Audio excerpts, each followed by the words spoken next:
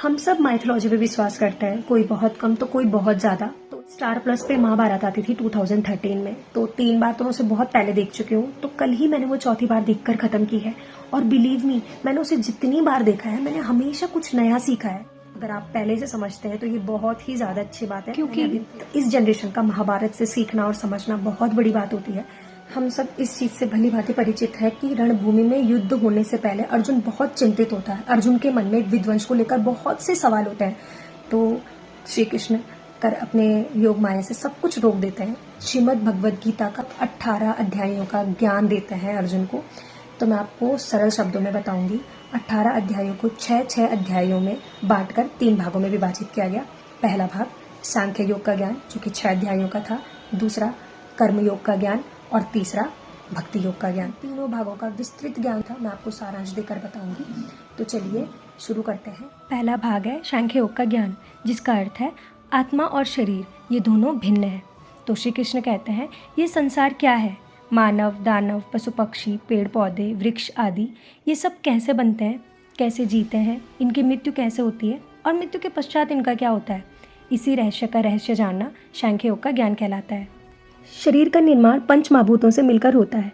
जहाँ मिट्टी देह का निर्माण करती है, जल रक्त बनकर देह में बहता है, अग्नि देह को तापमान देती है, इत्यादि। अर्थात हर मनुष्य इन्हीं 5 महाभूतों का योग है, चाहे वो धर्मी हो या अधर्मी, अर्थात चाहे वो सही हो या गलत मनुष्य हो, लेकिन है तो इन्हीं 5 महाभूतों का योग। तो फिर हम मोह किसका करते हैं?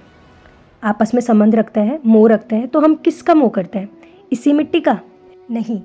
अगर देह का मोह होता तो मरने के बाद हम किसी भी देह को जलाते नहीं। मनुष्य का स्वभाव, बर्ताव और उसके कार्य उसका परिचय है, जिससे हमारे संबंध बनते हैं। और ये स्वभाव उत्पन्न कब होता है? ये तब उत्पन्न होता है जब प्रकृति यानी पंचतत्व और पुरुष यानी परमात्मा के अंश का जब मेल होता है, जो मिलकर आत्मा के रूप में इस पंचयोगी शरीर में वास करती है, और तब जाके मनुष्य जीवित होता है। अर्थात हम सब परमात्मा के अंश हैं। शरीर का तो नाश किया जा सकता है, किंतु आत्मा का नहीं, अर्थात आत्मा हमेशा अमर रहती है।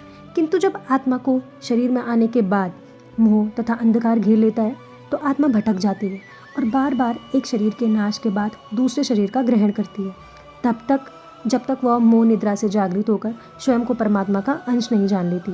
और फिर वो क्या बन जाती है? अधर्मी, कपटी, बुरी, भली।